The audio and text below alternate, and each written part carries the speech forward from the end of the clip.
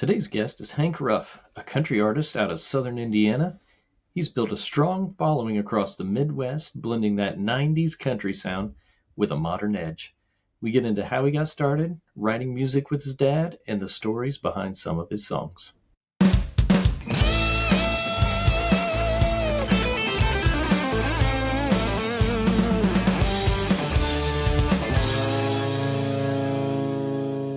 Hank, thanks for coming on, man. Hey, thanks for having me. I appreciate it. Yeah, no problem. So, I guess for somebody who's never met you or never heard your music, just give me a little background on you.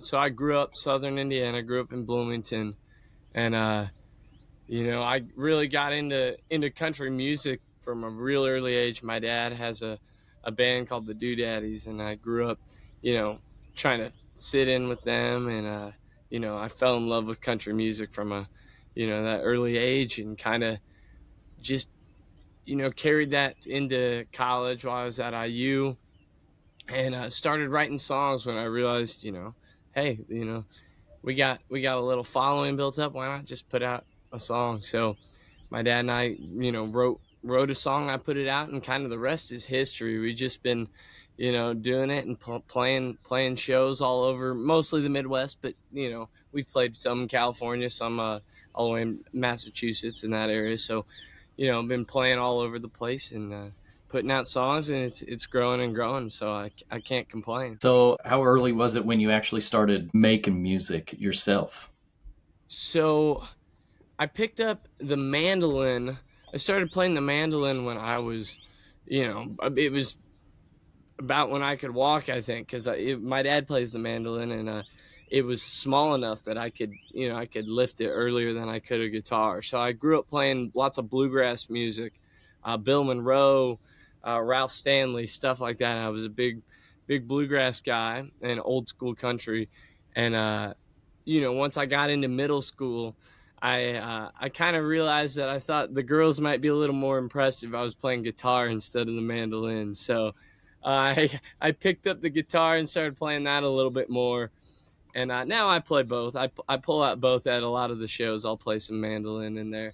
But, I guess really from the time I could walk, I started playing,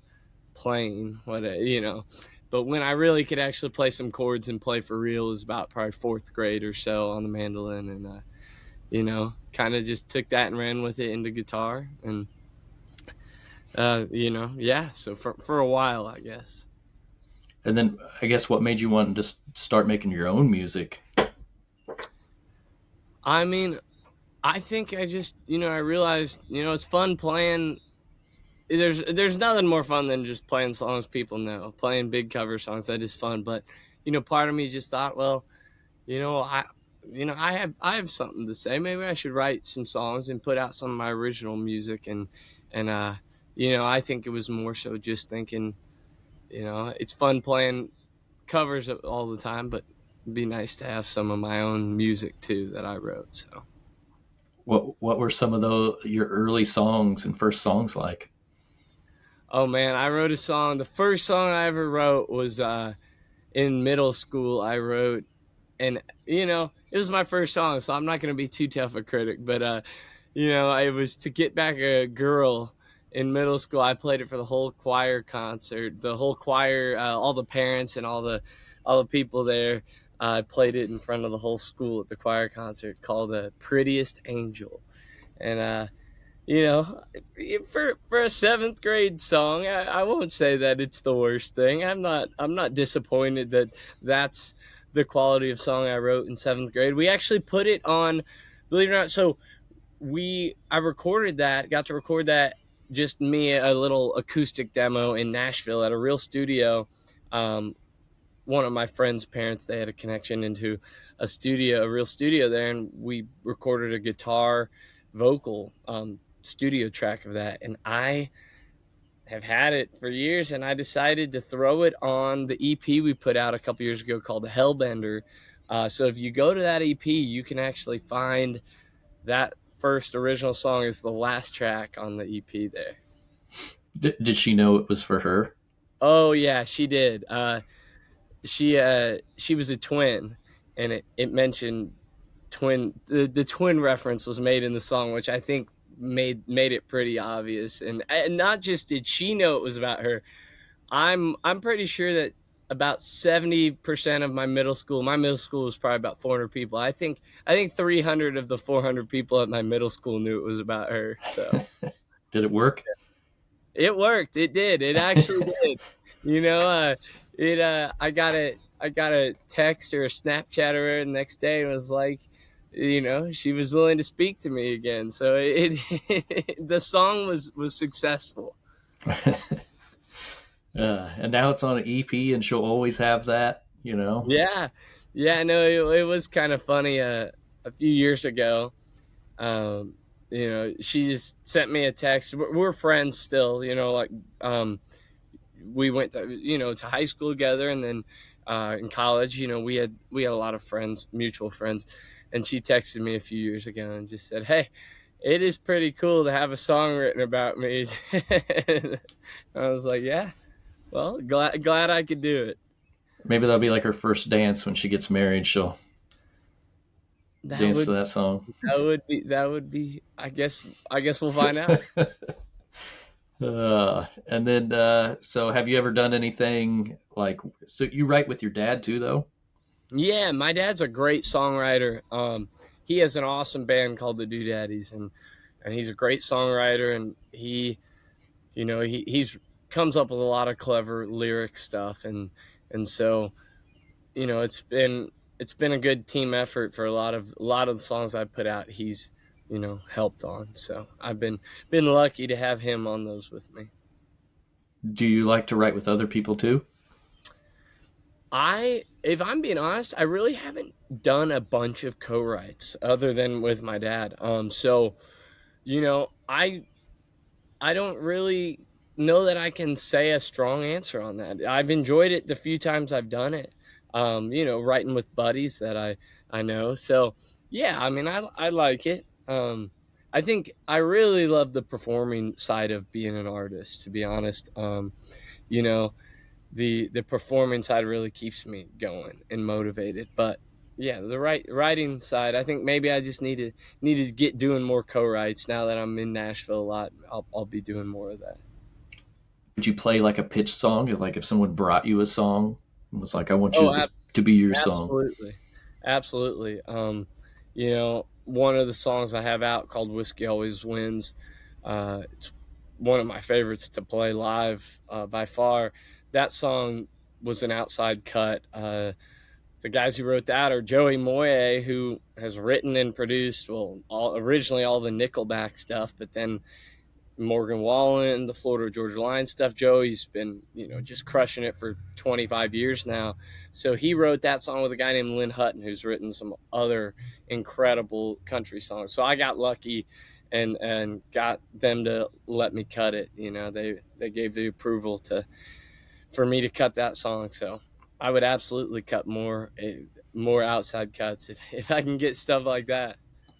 Yeah. How does it feel playing a song like that you know somebody has written? I mean, I think I don't know that there's a feeling that different for me, because I only pick, with that song, with that outside cut, it was a song where I related to and felt like it's something that I totally would have written. So, because of that, I wouldn't say it really feels that much different than when I'm doing the songs that I wrote, because you know they feel like they're me. I would sing, I would write the exact lines of "The Whiskey Always Wins." So the whiskey has won a couple of times in my life, so I relate to it just like I would a song that I wrote myself. So not too different. So when was your first gig, just you or you and your band playing out? Huh. The first shows that I was a part of were with my dad's band, obviously, when I was younger. But I'd say our first real show where I put together a band, we played a middle school, an end of the school year party in middle school. And that was the first time we had to get a PA system and get all that sound equipment. I had never, I didn't know anything about running a PA system and mixing the live sound, live mix. So that was seventh grade, was the first paid gig with a PA system and all that I ever did. And then after that, I mean, did it just take off or? Yeah, I'd say, I was in middle school, so I didn't really just start playing gigs all the time. I was pretty school focused and basketball focused. Sports were one of my priorities for sure growing up, and school also was. I wouldn't say that I'm a nerd in the sense of that I like learning and like doing school, but am I care about doing well in it. So it made me a, a nerd by force because I just wanted to be doing well on my school stuff. So I spent a lot of time studying and doing my homework and then playing basketball and then playing a lot of music too, but not it wasn't a thought when I was 12 or 13. Oh, I'm gonna be playing music all the time and do this right now. So it kind of developed into, oh, well, I love this and have always loved it.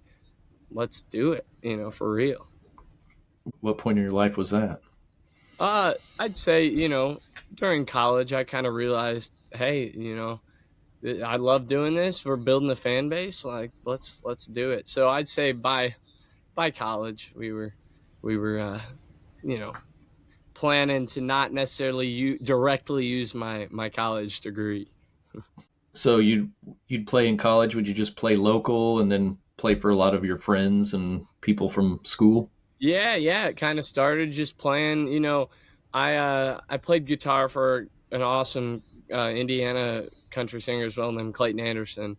I started out playing guitar for him, and that was great, and I loved that. And then, I was in a fraternity here at Indiana University, and I thought, man, it'd be cool if we put together a band and played some of our fraternity parties, and I thought it'd be a cool change up from the DJ that we'd have a DJ every week. And I was like, why don't we change it up? So we kind of did that, and it took off from there.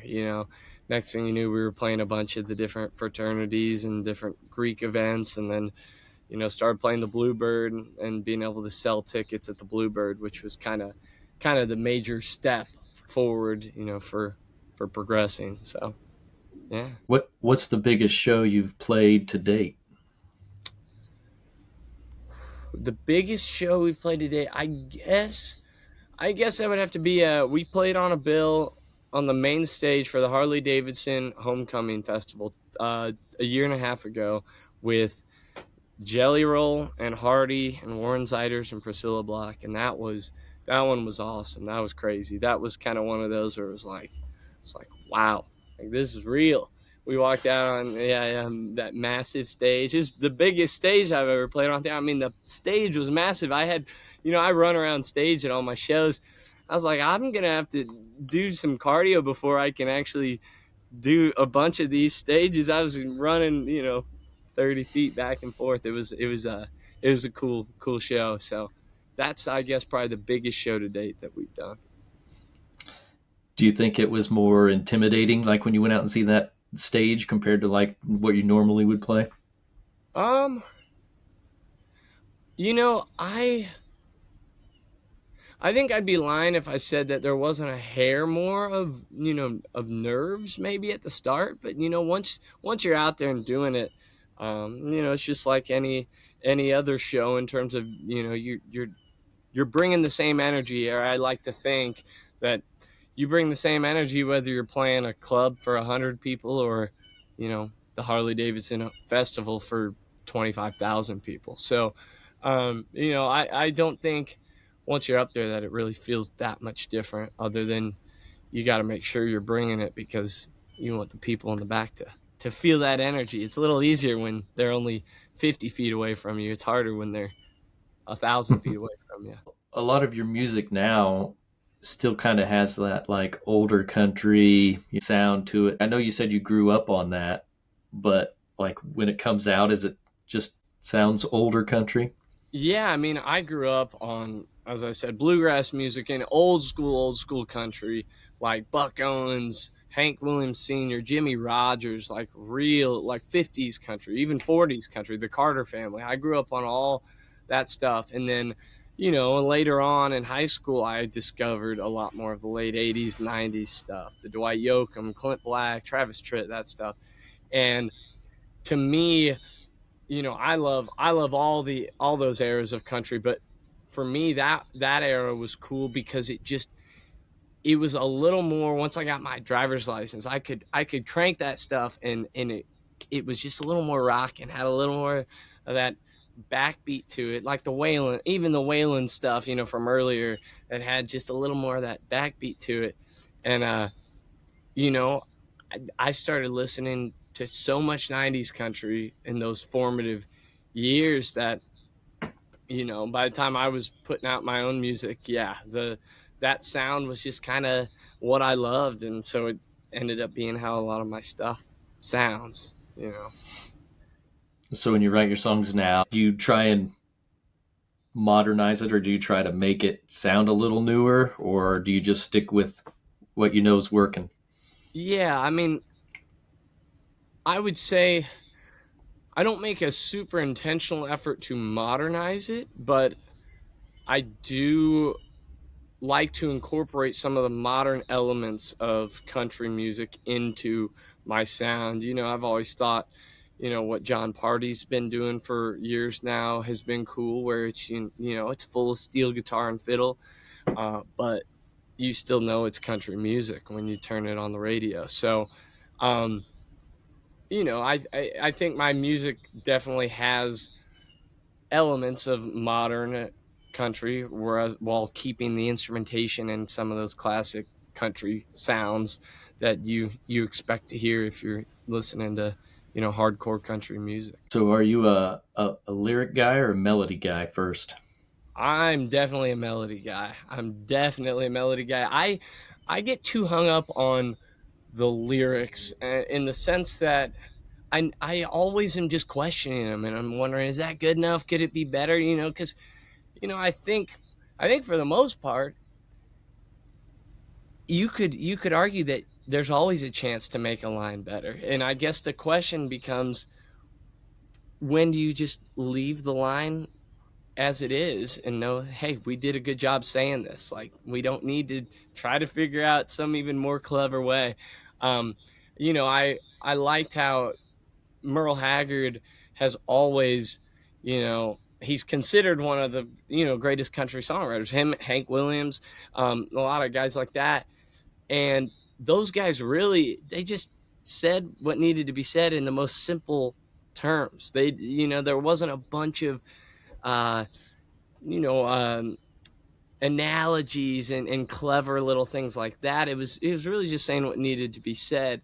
And I think what I get hung up on in my songwriting a lot is that a lot of newer country stuff does have an emphasis of trying to be a little more complicated in those styles and having some clever little, hooks and things that, you know, um, weren't originally a part of traditional country songwriting.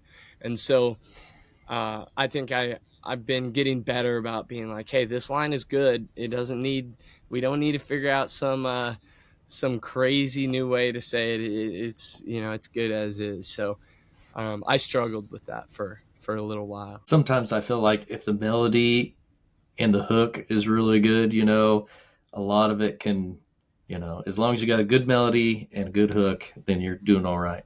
Yeah, yeah, and it's not say. I mean, lyrics are. I'm not saying that lyrics aren't important, because if anything, in country music, the lyrics are the most important thing, I would say. Three chords and the truth.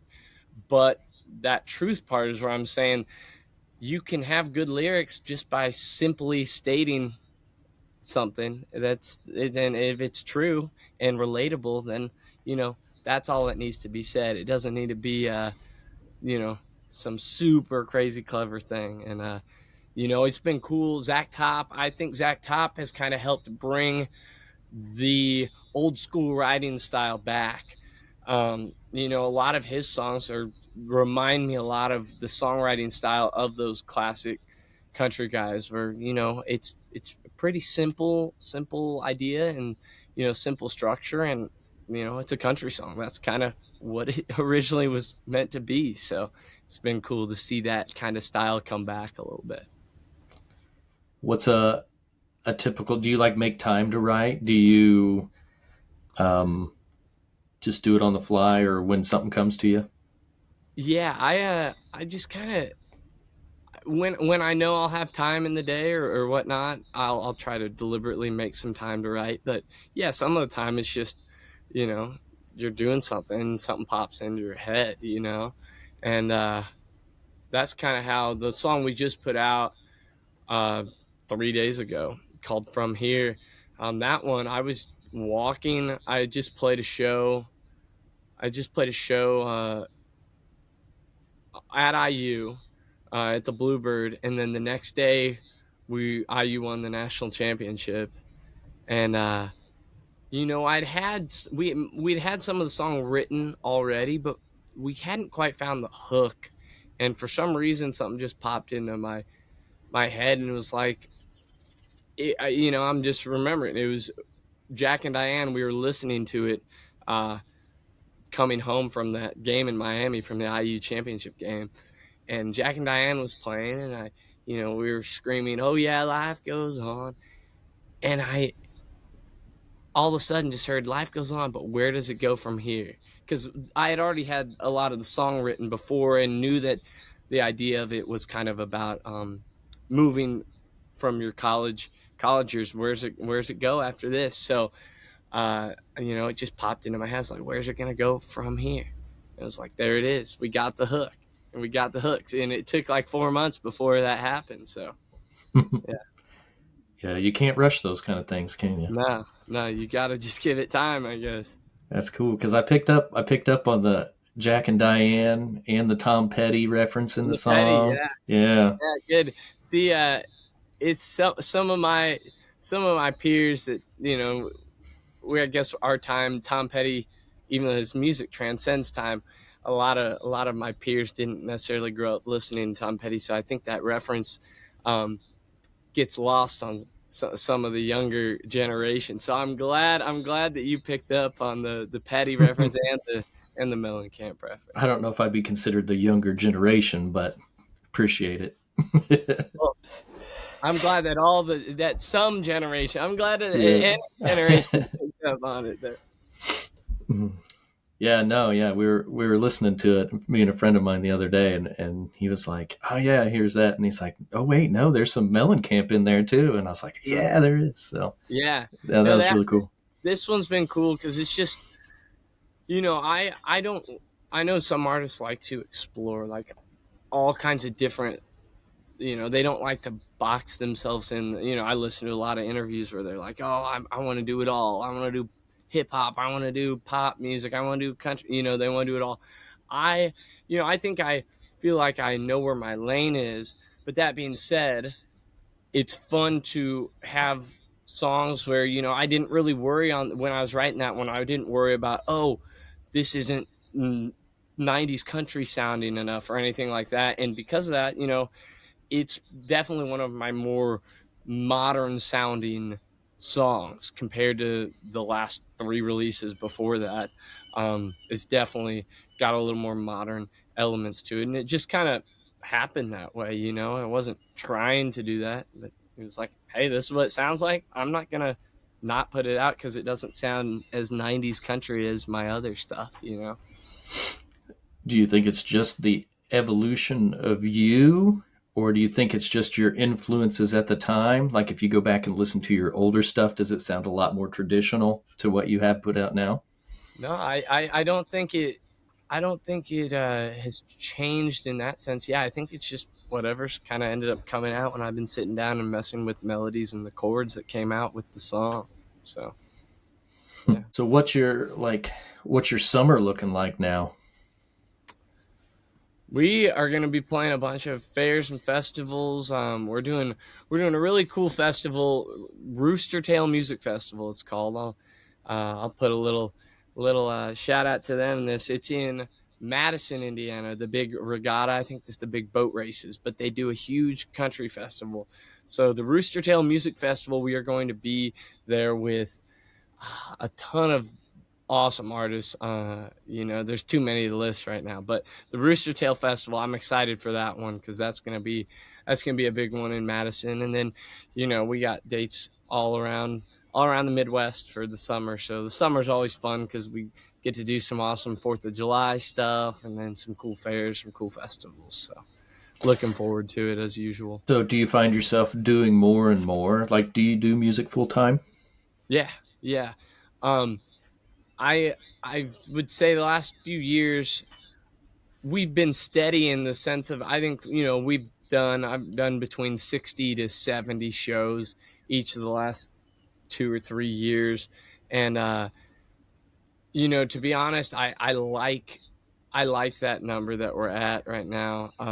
It just allows me to focus on some songwriting and doing all that stuff, and make time for all the different aspects that these days come with being an artist. You really gotta do the social media thing these days if you're gonna do it. So um, that that number of shows we've been doing is a perfect mark to me of where it feels like we're staying busy, we're getting out there playing for people, keeping the live show tight, but also not just losing my voice because we're playing 4 nights a week or anything. I don't want to lose the voice, getting vocal nodules or something there. So So, do you have the same band that you've had since you started?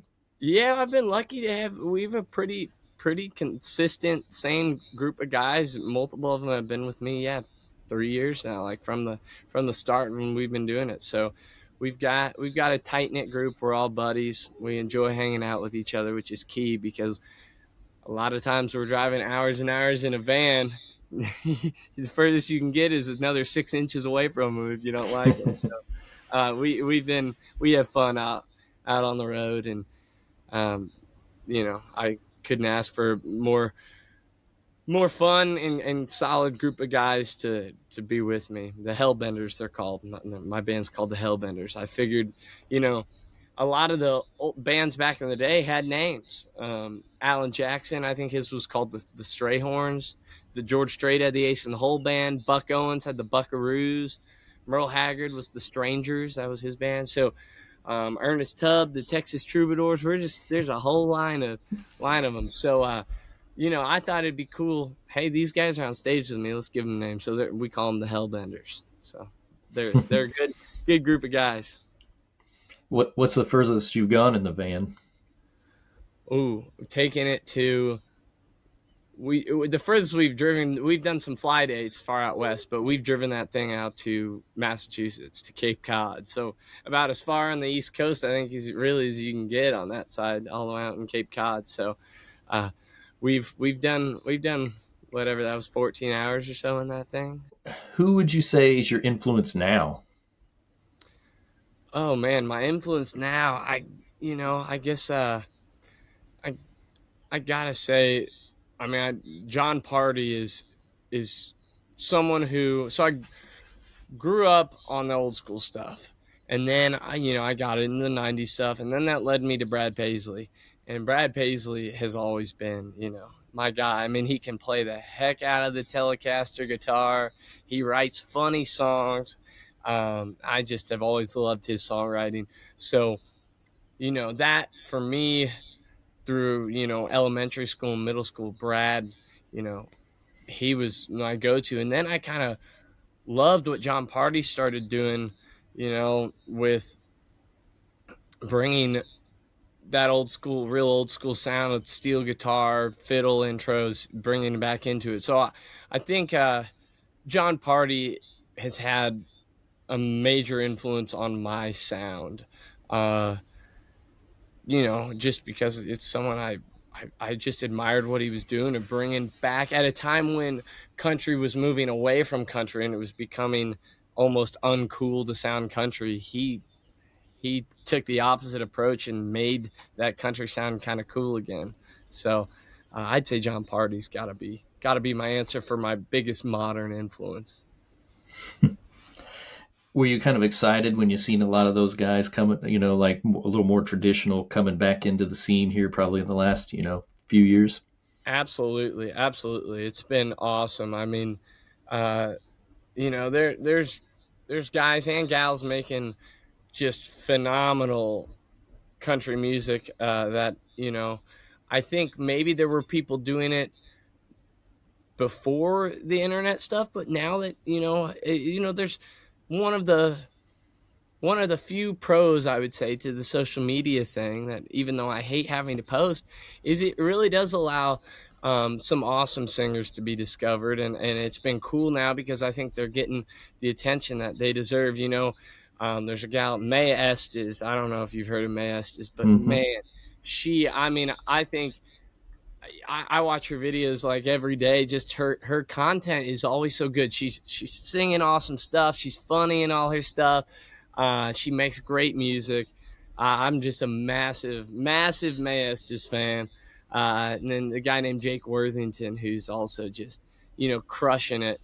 And they're putting out music that is just, man, it's so Keith Whitley influence. It's just it sounds so good, and it has been cool to see younger artists bring back that traditionally old school sound that was seemed like it was pretty gone for about 10 years, from 2010 to 2020 or so.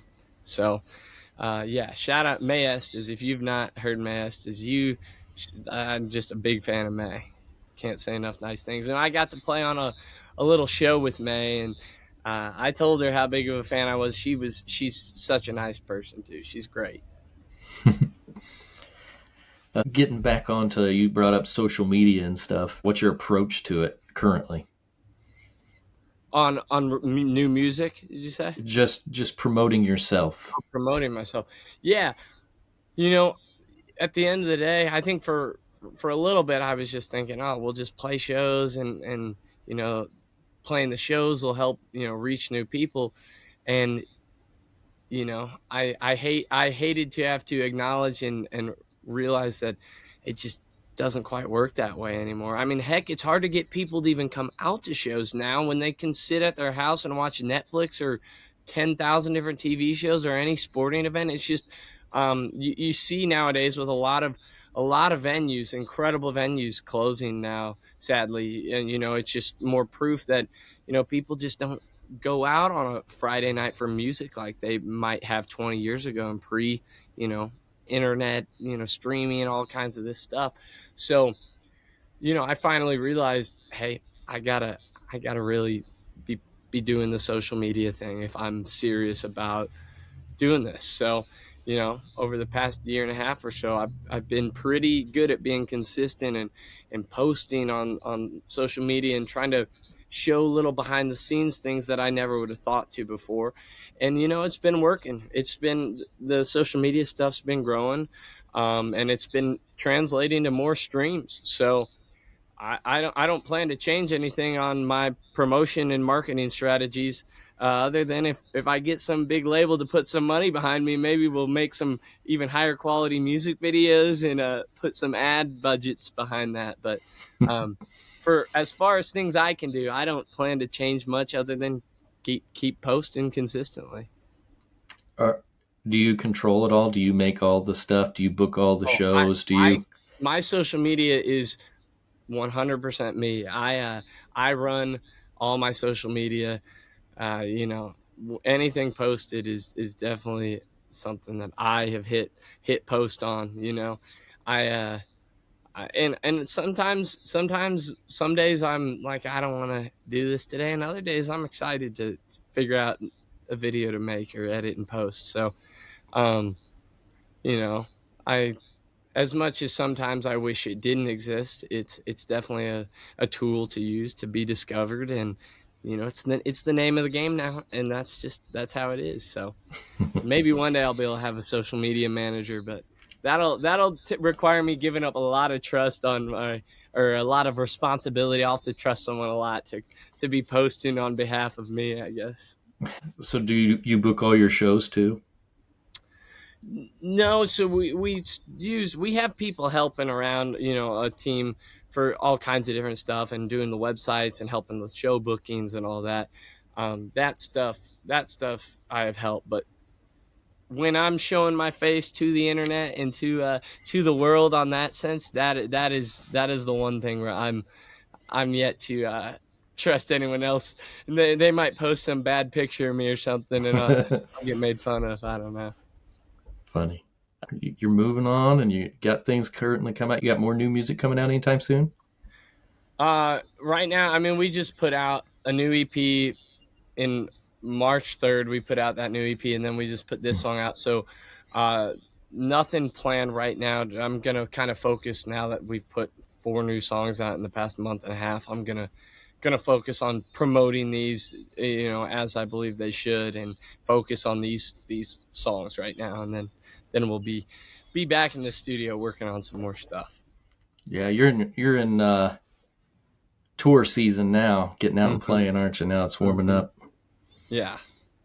Gotcha. All Yes. right. Well, Hank, man, I appreciate you coming on here, man. Thanks for having me on. I appreciate it.